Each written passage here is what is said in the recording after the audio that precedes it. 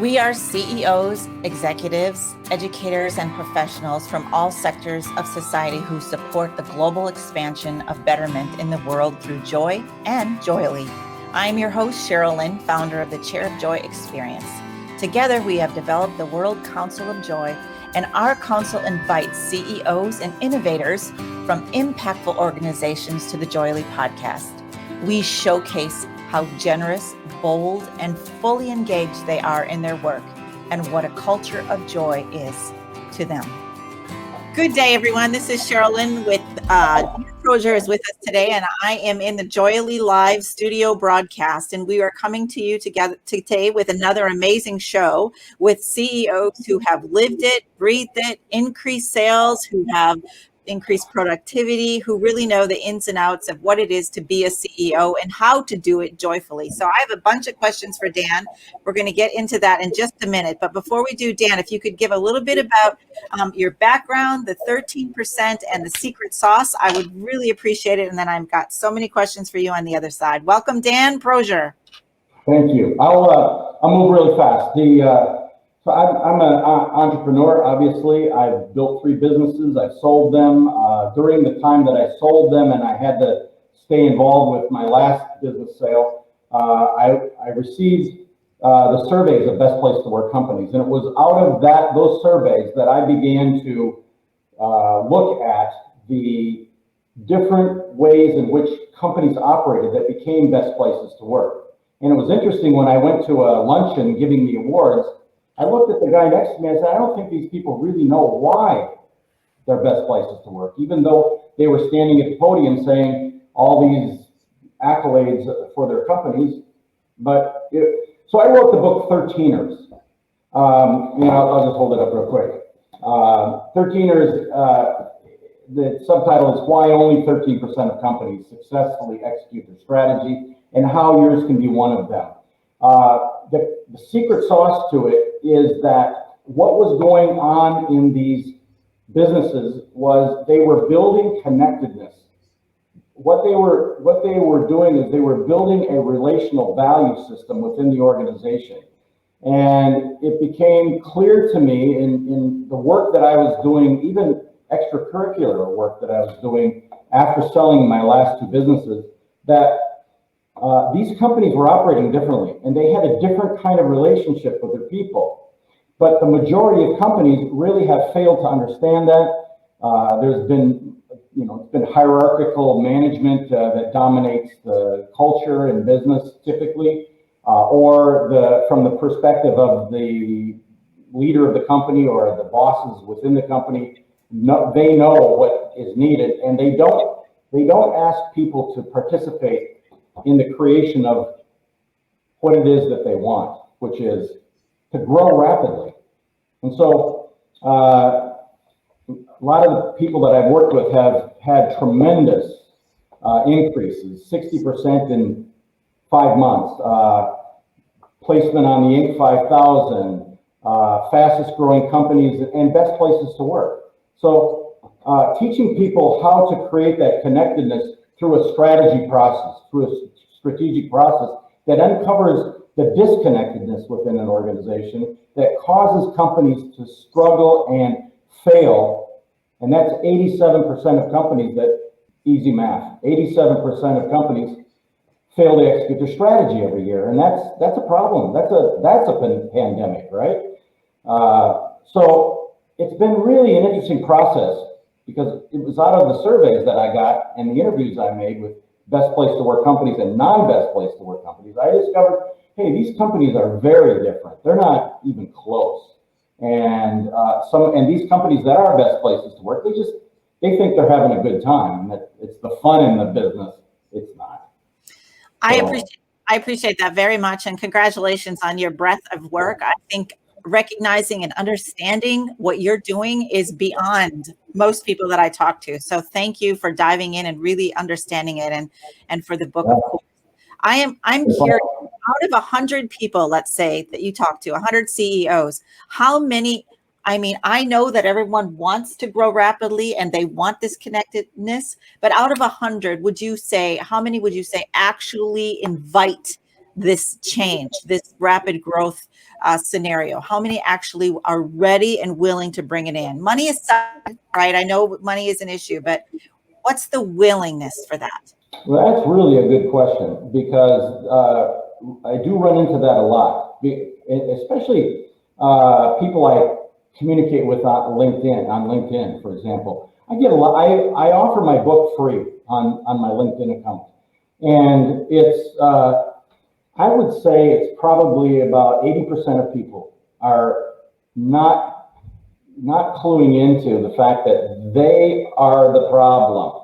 It all starts at the top, and it's not like they're bad people or if they're a problem. It's just they don't understand what it is that motivates employees in the workplace, and how do you create a workplace that's not transactional, but it's relational, and that is the key. That is the secret sauce to a company. And the big thing, and the really big thing, it has to do with the CEO. The number one, what I call the connection points in my book. The number one connection point is that CEOs don't allow everyone to contribute to the strategy of the organization. There's a lot of knowledge, there's a lot of talent within organizations, and unfortunately, it's not tapped into, because what would it look like to a CEO who's built a business and then he's going to ask other people to come in and talk about the company and what the company needs? So there's this knowing factor. There's this paradigm of knowing, and this is the way we do it around here.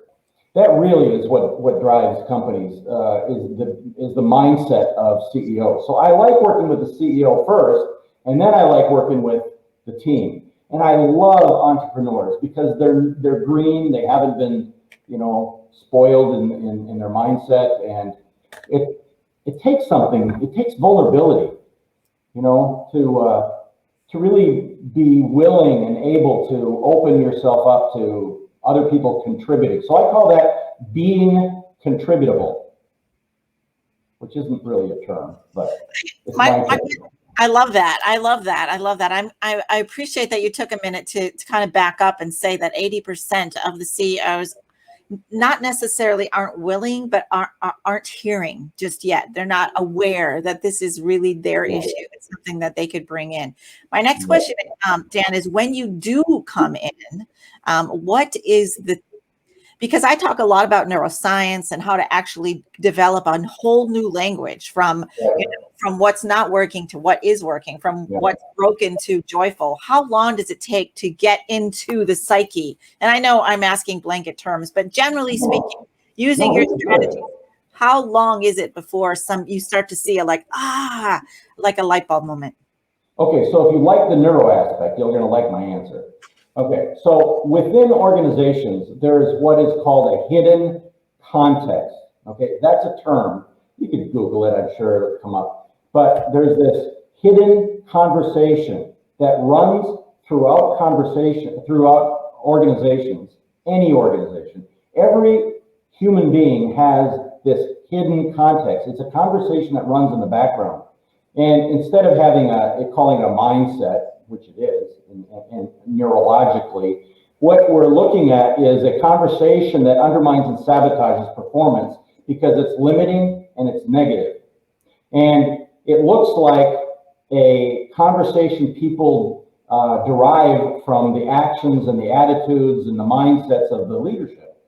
And so people say, we can't make a difference around here. We can't make a difference with the people that are employing us. And so the first thing I do when I go in, and this is where I think many people who do advisory are not, they're failing to take this one step, and it's finding out what is the behavior of the people within the organization that causes them to not fulfill on what is important to the organization.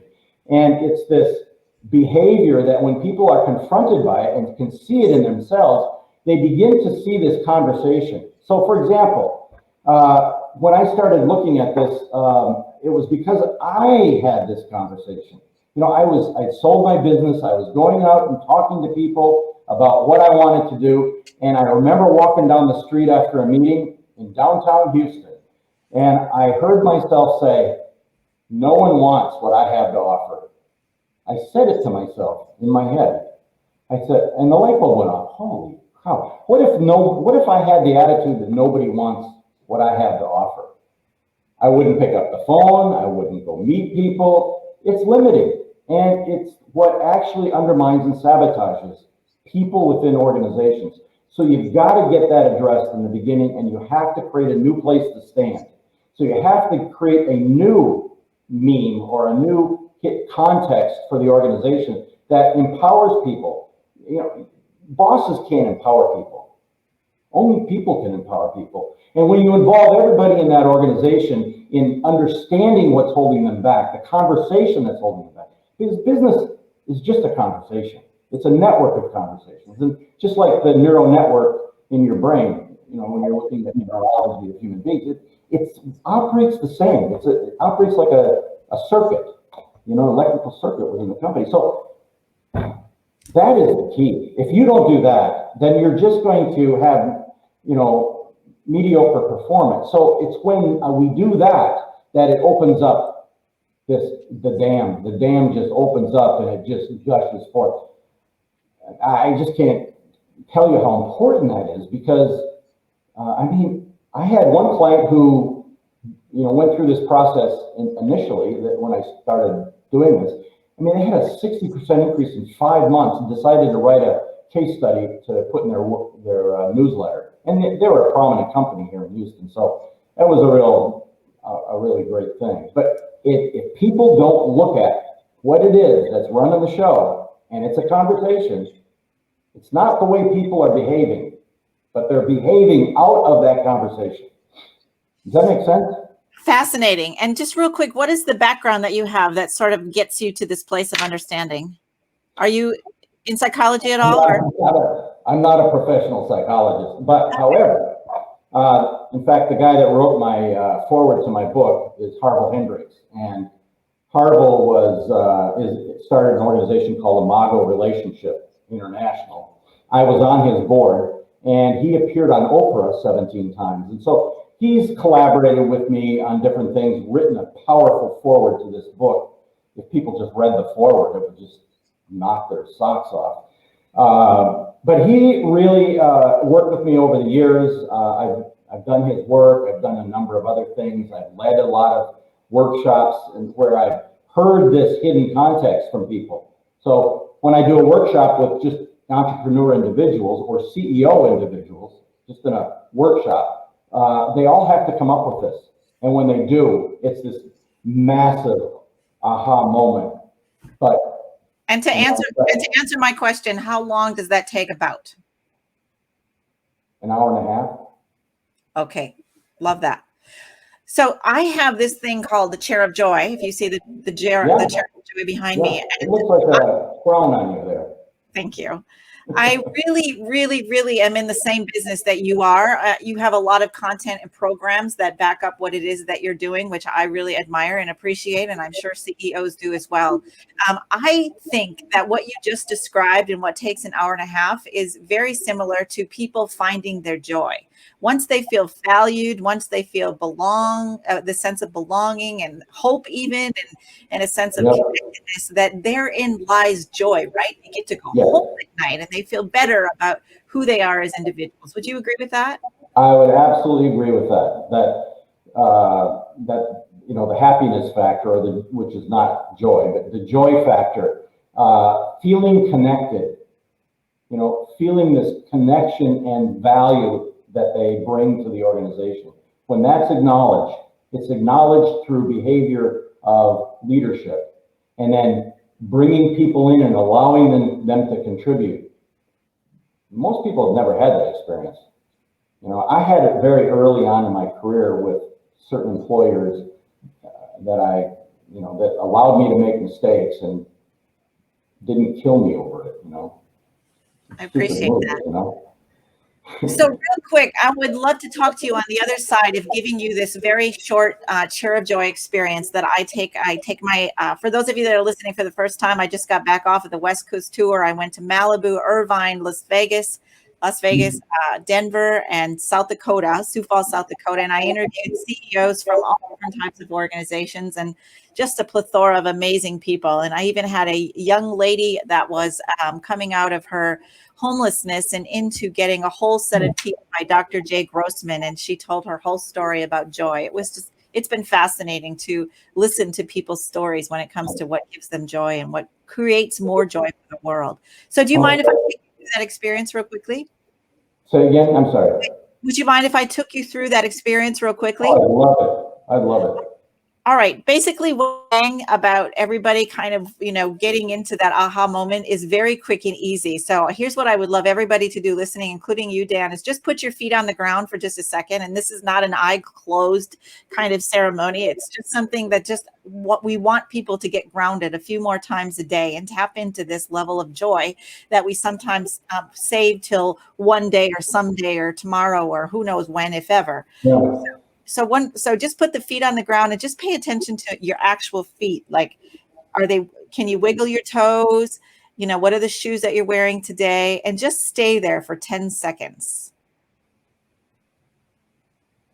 Wiggle your toes again if you get sidetracked. And feel the concrete underneath. The floor is very stable, right? We always can count on it. Unless you live in an earthquake country, it's pretty much there for you all the time. Yeah. If someone can stay in their grounded place, their feet on the ground for just 10 seconds, they're meditating or they're in stillness. People have asked me all these years, like, I don't get meditating. I don't understand about how to quiet my mind or to get still and to take a deep breath.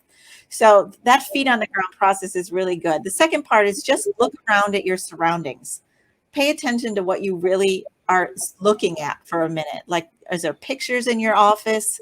Is there, is there a puppy dog sitting over on the couch? What's there for you, Dan? Well, I have an office. I have a stand-up desk. I am standing, so when I look down at my feet, I'm standing. I have a standing up desk that goes up and down. I usually have my dog, Harvey, in here. He's usually sleeping over here, but I threw him out because when his mother comes in the door in the house, he wants to go see her. So I let him out before. But I've got that. I've got my art, my Nieto art, Southwestern art, and all original art. Beautiful. And I think many times CEOs included will sit in their boardroom chair and often not have any moment of recognition about what's around them or, even stop to take a deep breath to look out the window. The next part is just to listen. So listening. Let's just take a minute and listen or a second. I hear my husband in the other room doing something. He's talking to somebody. How about you? I have got the quietest office you can imagine.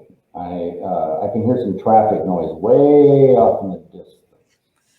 Awesome. So just in summary for everyone listening, if you can sit in by the way, do you have a chair of joy, Dan? If you were to sit down somewhere in your house that was just you in your chair, where would that be? Well, in the living room. Every morning I get up and I get a cup of tea and I sit there and you'll laugh at me, but I open the weather channel up on my iPad. I'm kind of a weather nut, so I think something that you just said that I really like is this getting present. I think it shifts the mindset from being someone who objectifies, treats people like they're not human beings to getting present to the humanness of the people in the room who are very interested in contributing. People want to be contributing. In fact, people I had a nonprofit. I really discovered this with them, is that they had a hard time raising money. Well, but their attitude was that they just wanted a check, so they didn't let people really contribute other than a check. Well, that's just an objectification of a magnitude that, hurt them. So a lot of things that I discovered from clients, and expanded on. So just like you, that's an incredible that's an incredible way to approach life. That's what Yeah. you're describing. There's a little bit more to it. So I Yeah, was just summarizing the fact that we put our feet on the ground. We really opened up, looked around, heard, and to your point, we got vulnerable. Like there's a humanness to looking around. If we're in a room with 12 other of our coworkers and we're stopping to actually look around and see what people are feeling, experiencing, sensing, their awkwardness or their calmness or their joy. I mean, there's a huge array of things. But the next part is then after we get people calm and centered, which really just takes a minute or two. It doesn't have to, it could be an hour, it could be a minute. It doesn't matter. It just yeah. depends on what we're doing for the day. And so then, Dan, if you could take it, and everyone listening, please take a deep breath in.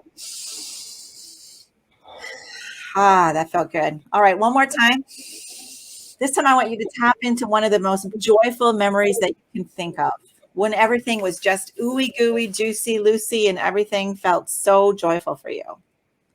And if you can tap into one and describe it to me, that would be phenomenal. It's when I met my wife. I think people would laugh at me, but I met my wife at a Starbucks. But it was a joyous experience because I was writing my book at the time. She listened to me talk about my book, Still read it. So then what? She said, let's go on a date, or what was that? That was interesting. Then she called me and said, let's go get something to eat. I love that. All I right. had to go get permission from Harville to do that. My forward writer the next day. Right. I appreciate that. That sounds beautiful. I'd love to meet her someday. All right. One more deep breath in. Close your eyes if you want and just take yourself back. If maybe you're a young man, but let's go to one more joyful moment when things just really were connected for you and you felt like you were just in the right place and doing the right things. Tell me. So I lived in Minnesota at the time. I grew up there until I was 30. And when I was a kid, I went to a YMCA Camp Warren for a month at a time every year. And I really got myself, like I really had respect for the camp director, who was a great man. And he said one day to me, Dan, you're a leader. Have you ever dropped your phone on the floor, on your face, or in some other embarrassing place? Don't you wish there was something you could attach to your phone case that would help you hold your phone so you don't have to, or at least as much? Introducing Steady Straps, a comfortable, adjustable, strong, elastic strap with 100% Velcro brand closures that helps you hold your phone more securely without dropping it and use it easier and faster, especially one-handed. It's the only smartphone grip accessory without adhesives, and it's 100% wireless charging ready without having to remove or adjust it first. Check us out at steadystraps.com and order some today. I was like, I'm a leader? I just can't forget that, that's just not a moment I'll ever forget. That's beautiful. Thank you for sharing that. And is that camp still around? I'm curious. Camp Warren up in near Evelyn, Minnesota. It's still there? It's still there. Yeah. It's just, well, you live in Wisconsin, so, you've got great places around there.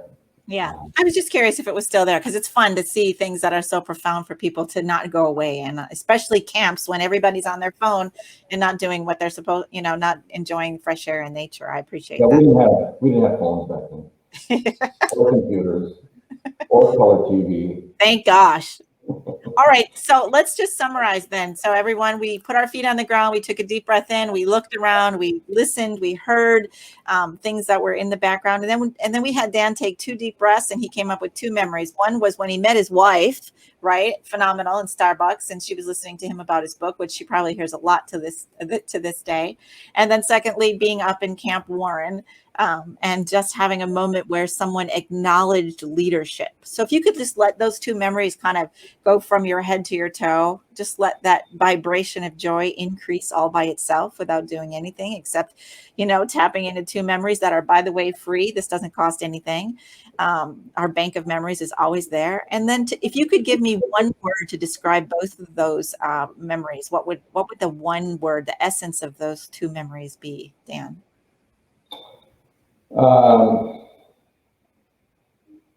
Well, it's more than one word, but it's getting yourself, getting who you are. And that's the key. It's like when you do my work, first thing we have to do is you have to get who you are for other people. And who I was for other people as a leader, and who I am for my wife, who she is for me. So, I love that. Can we call that self-awareness? Sure. Huh? Can we call that self-awareness, or do you have another word? I like that. Yeah, it is a self-awareness, and that's one word, hyphenated.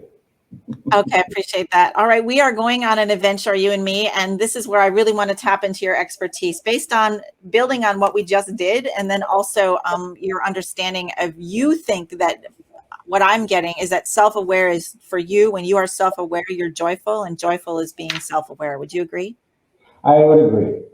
So here we are on an airplane, you and me, and we're getting off the ramp in LaGuardia, and there's a couple thousand CEOs down there, and they do not understand this whole thing that we've been talking about, this self-awareness, how this brings you joy ultimately, and how you as a CEO, once you become self-aware, can really have a more profitable company, more productive. What would you say to all those CEOs about this topic of being self-aware? Well, I would say to them that if they could be more vulnerable to their people, be open and vulnerable and self-aware again. Okay, so it takes a self-awareness. It takes understanding who you are for other people and the impact that you have on them, so that you can create a culture of people who are cooperative, co-creative in their business. And collaborative. So you want people who want to contribute and want to participate with you, and it's in that process that you build the company that you really want. It's not in what you do better, because what you say and what you do in and of itself is insufficient to make a difference in the world. It's who you are for other people, and that's the thing that's missing: this connectedness with people. And that means you can't objectify people. You have to create that relational value system. And then you can have people who are more effective because they love being there. You are so passionate about that. I can feel you, like how many doors do we have to knock on for people to hear us? Like, Ray, what do we have to do? And why is it that you're so passionate and wanting to do this for not only CEOs, but I know the ripple effect, the teams, the families, the communities that are affected by your work. Who are you, and why are you so passionate about this, Dan? Why am I so passionate is in my companies, we practice this.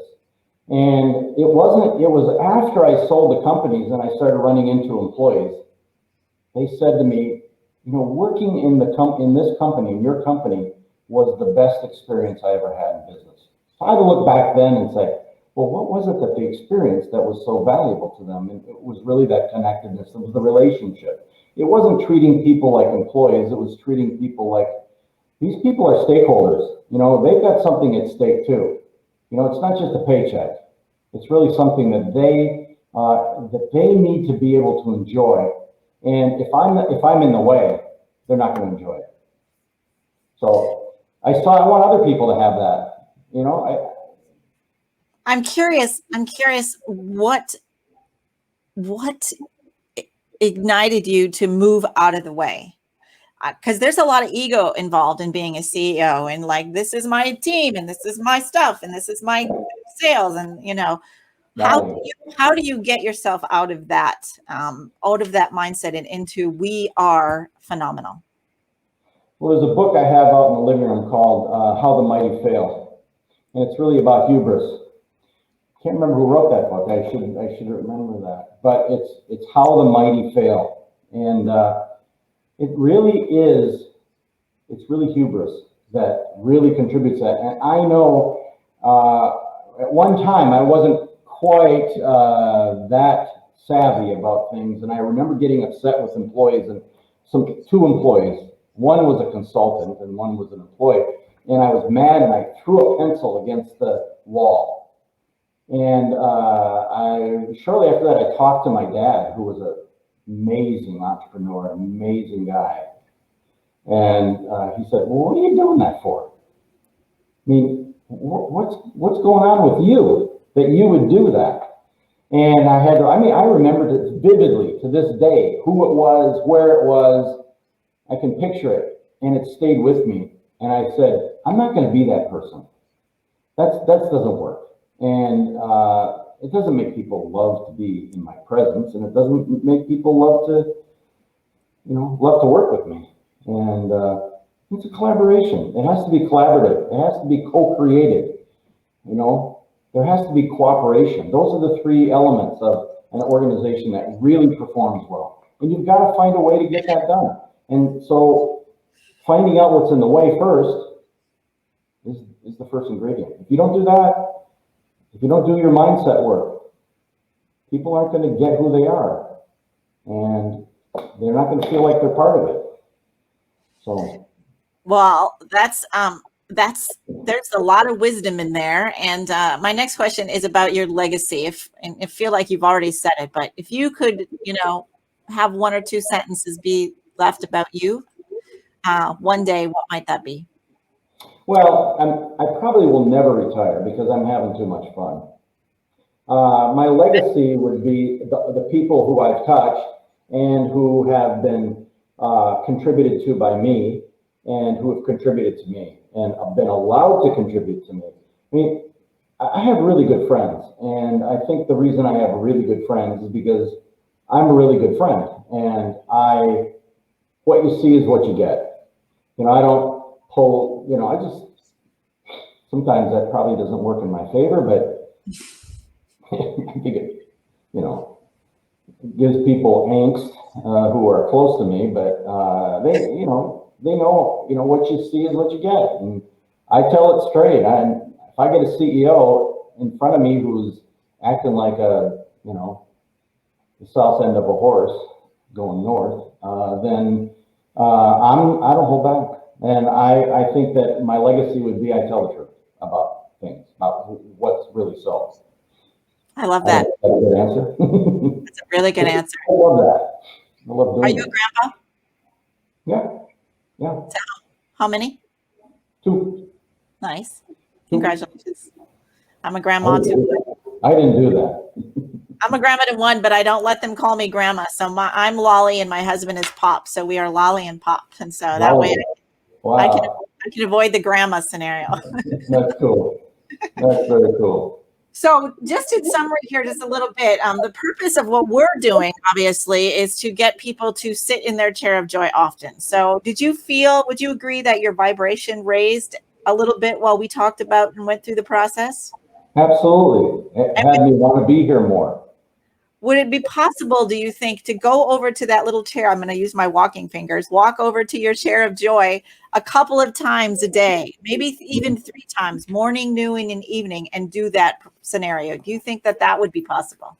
It probably would be really good for me if I did that more often. If I sat down and opened my iPad and did some reading, and instead of trying to muster through things that I feel need to be done and need to be done now.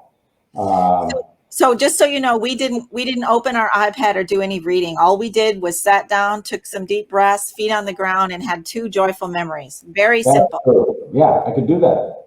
Yeah, super simple. Even if it's for a minute, I'm asking for 3 minutes a day from everyone I speak to.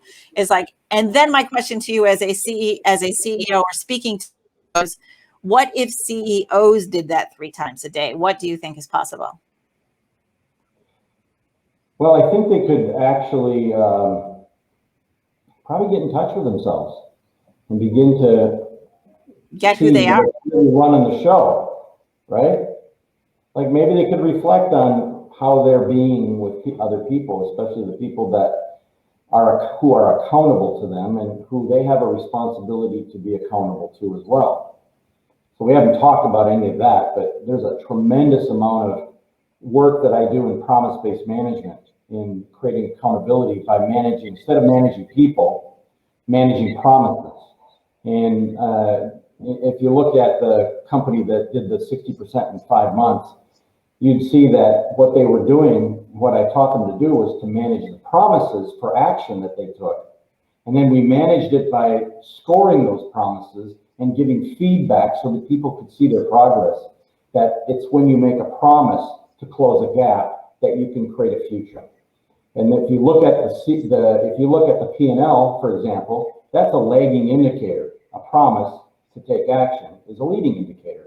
You can know where your company's going if you know what the actual promises are to take action by every single person who needs to take that action. You know, there's a lot of actions that need to be taken, but people tend to have meetings about them, and then they come back to the next meeting and nothing's been done. How big are the companies do you work with? Are you finding change in all organizations, all sizes? I like to stay in the size. I like to stay in the size that is 2 to 10 million, and then create a huge jump in performance. One of them that went on the Inc. 5000 went from 1 million to 13 million, I think it was. So. And do you have a team? Do you work with a team? No, I don't. I'm solo. So do you work directly with HR departments, or do you have a liaison, or are you just going in and doing all the teaching and coaching yourself? I am doing it all myself, and I think that in the future I will start training other consultants in this process in understanding what it takes to produce the kind of results that their clients really want, by not skipping over this one piece especially, and by addressing what's missing in the organization. That if it wasn't missing, they would achieve these seemingly impossible results that they're really desiring to have. I mean, who doesn't want to be on the Inc. 5000, right? Some people don't, and I'll tell you that. Some people don't want to work that hard, but the ones that do can really produce great results. Awesome. My last question, or I have 2 more questions, but one more is, what's your biggest takeaway from today, Dan? Well, I appreciate doing a podcast, because I'm talking to you, but I know I'm talking to a lot of people out there. I hope I'm making an impact on them. I hope I can contribute to them. Well, here's the thing. Most podcasts don't interact like this. So that's really kind of an interesting approach for me. It's like, okay, take what I'm doing and then map it onto another way of looking at achieving that. Like, there's not like mine and then there's yours. There's ours, and you can contribute to mine. And I thought, well, hey, what if I had people just stop and listen, to themselves for 3 minutes? What if you had a chair of joy in your Yeah. What if everybody had a share of joy, right? That is and our what goal. If everybody knew what was holding them back, the conversation, and they go together. They're not mine and yours, they're ours. So well, I appreciate you sharing that all with me. Well said. And lastly, just from your perspective, and I want you to talk to the 80% that are going, all right, I kind of hear what they're saying. I sort of get it. I know that I probably could or should do something differently, but I'm already jam-packed. What in the world? How do I even get started with something like this? What would you say to them? Well, I would really ask them, what's the conversation in your head? What's the conversation you're operating off of that has you so jammed up that you can't take a moment to understand what it is that's running the show? And that's working in your business. Okay, everybody work in their business. It's taking the time out to work on your business.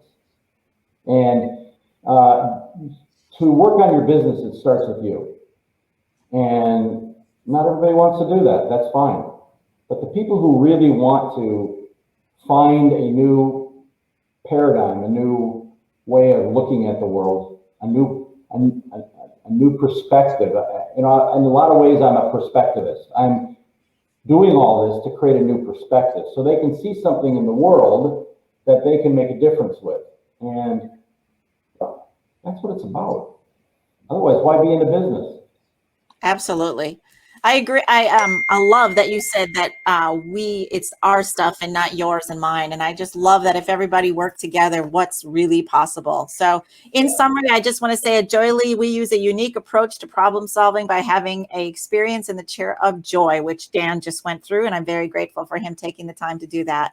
It is in the chair of joy that we have watched people transform scarcity into abundance, explore boundless solutions, and move from surviving to thriving. And as much as it is about the chair, it's not at all about the chair. It's about the vibrancy that you bring to it. So Dan, I want to thank you for bringing so much vibrancy to our podcast today. I very much appreciate you.